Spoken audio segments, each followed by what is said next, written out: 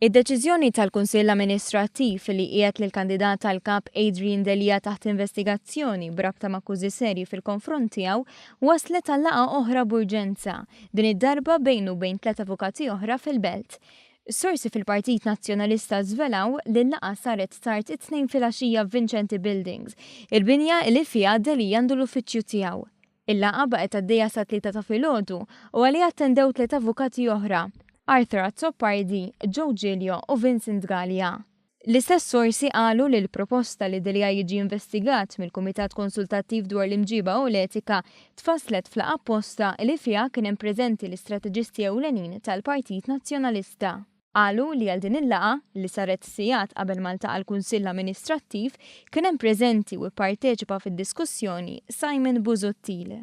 Fiċ-ċirkostanzi ingħad li l-establishment trid imur għall-laqgħa tal-amministrattiv imħejji bi proposta b'saħħitha b'mod li jassigura li jkun hemm l-inqas oġġezzjonijiet possibbli u biex ikun assigurat li l-proċess tal-ħatra ta' kap ġdid jimxi mal-iskeda ta' żmien li diġà tfasslet wara l-elezzjoni ġenerali.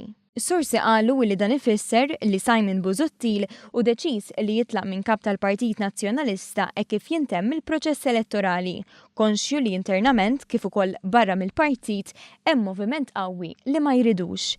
Informati li l-proposta li titwaqqaf Kummissjoni Investigattiva sabet l-appoġġ tal-maġġoranza tal-membri tal-amministrazzjoni għajra xi ftit fosthom tad-deputat Jean-Pierre De Bono, wieħed mill-imħuħ li qiegħed imexxi l-kampanja ta' Delia.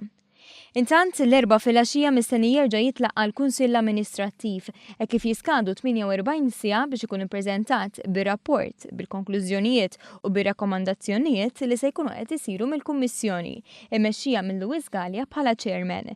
Tkun xi tkun id-deċiżjoni finali tal-Kummissjoni Investigattiva, l-Amministrazzjoni tal-Partit se timxi magħha u timplementa dak li jiġi rakkomandat fil-każ ta' Delia. Id-deċiżjoni finali hija meħtieġa qabel mal-ħamis filgħaxija jsir it-tieni dibattitu bejn il-kontestanti kif is-sibt issir l-ewwel fażi tal-votazzjoni li għaliha huma eliġibbli jivvotaw il-kunsilliera tal-Partit Nazzjonalista. Fin-nuqqas li Delia ma jkunx fil-lista tal-kandidati, hemm min qed itenni li jew ma jivvotax jew inkella jħassar il-vot u jirritorna t-tessera lill-partit.